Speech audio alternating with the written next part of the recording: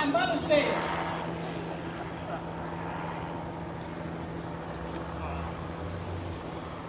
struggle is a never-ending process. Freedom is never really won. You earn it and you win it in every generation. You in this generation are earning and winning this freedom struggle and this justice struggle. And because of you, we have now seen the arrest, the charging of those 4 police officers. No peace! But that is just the beginning, because justice is much larger than that. We know that this is just the beginning of a turnaround. And as I stand here today and I think about this 6-year-old girl, I was her one day. I was 5 when my father was assassinated. And I know the pain and the anguish of losing a father so senselessly to gun violence. And so I stand here recognizing that you are perpetuating a movement that began before most of you all were born. This is the continuation. And I want to say to you that what is happening here across these streets in the United States of America is reverberating across the world. This is a global movement for justice and equity.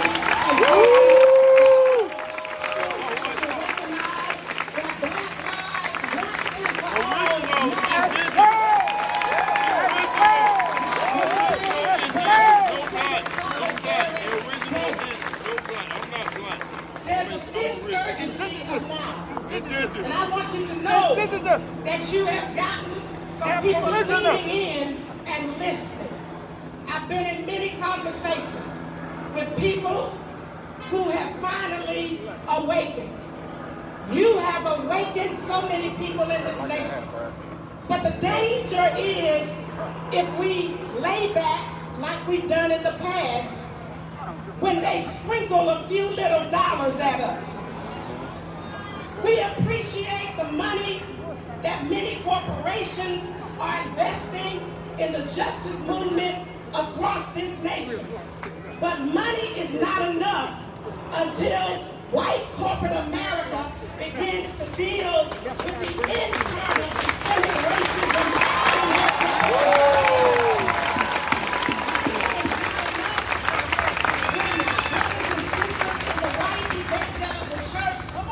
Refuse to lift their voices and join our justice. Yeah!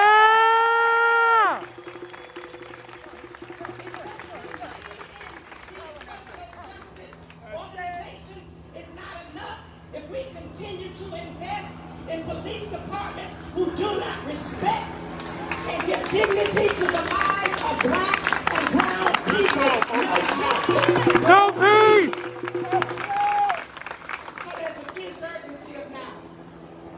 That we stay the tide, that we continue to persist, that we stay on the wall like Nehemiah until the work is done, and that we do it in the spirit of nonviolence, because violence has never solved a problem. It only creates new and different problems. Nonviolence ultimately is the way. In 1968, when my father spoke his last words about going up to the mountaintop, looking over and seeing the promised land, and saying that I may not get there with you, but I want you to know tonight that we as a people will get to the promised land. And he talked about not fearing any man. Right. His eyes had seen the glory of the coming of the Lord. Shortly before that, he told those gathered there in Mason Temple in Memphis, Tennessee, if something happens to me here, now, don't stop here in Memphis.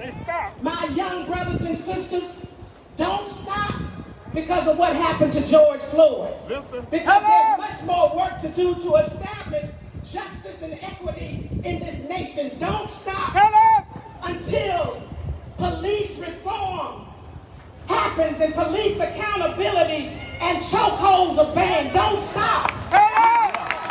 Don't stop until neighborhoods, historically black neighborhoods, are stabilized and invested in instead of gentrified.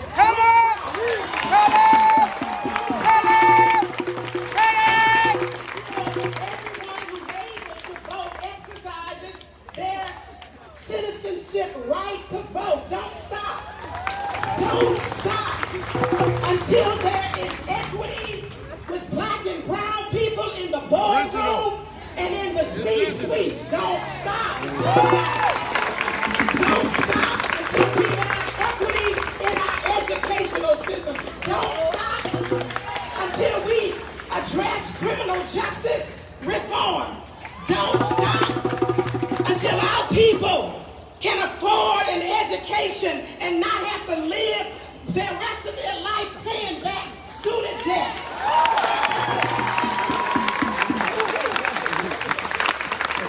Don't stop until systemic racism is dismantled. There is a deconstruction in America and a reconstruction in America. Don't stop until they pay the debt on the check that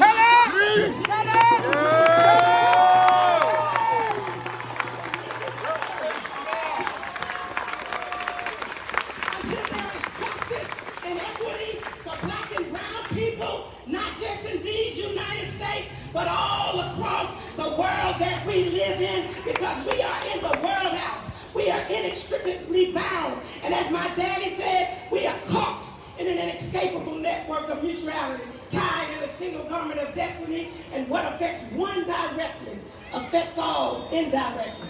Don't stop. Don't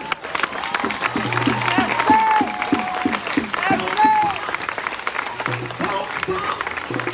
Don't stop. Don't stop. No justice. No peace. No justice. No peace. Don't stop. Don't stop. There is never again the breath taken out of the life of any black and brown person in this nation and around the world. Don't stop, my brothers and sisters. No justice. No peace.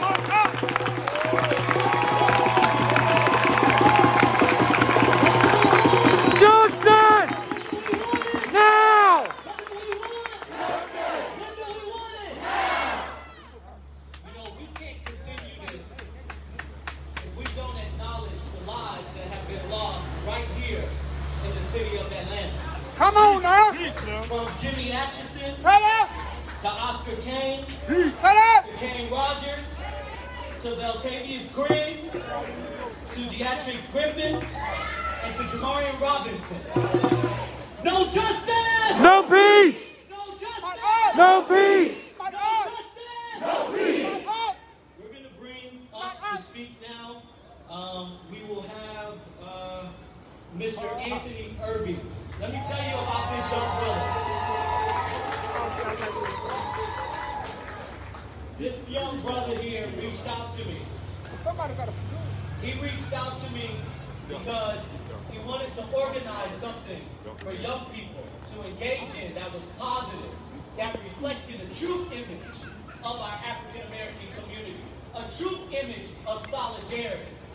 And this young brother went above and beyond to ensure each and every one of you today could stand in peace and solidarity. So let's give a round of applause for Anthony Irby.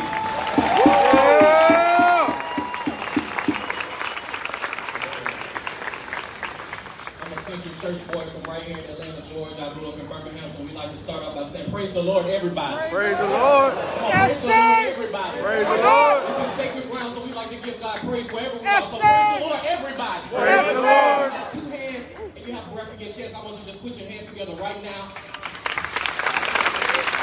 I feel a lot of love in this space. I feel a lot of presence of God in this space, and I want to thank Ms. Deborah Scott the Atlanta Police Department, the Atlanta Fire and Rescue Team, Ms. Jemida, Antonio Brown and his entire team, Dr. Bernice King, all elected officials, and everyone that is assembled here today, I say thank you. This started off with a Facebook post on Monday morning, and God has completely blown my mind through this entire week. I'm with you all today, to stand with you all today for what we all deserve and what we all need.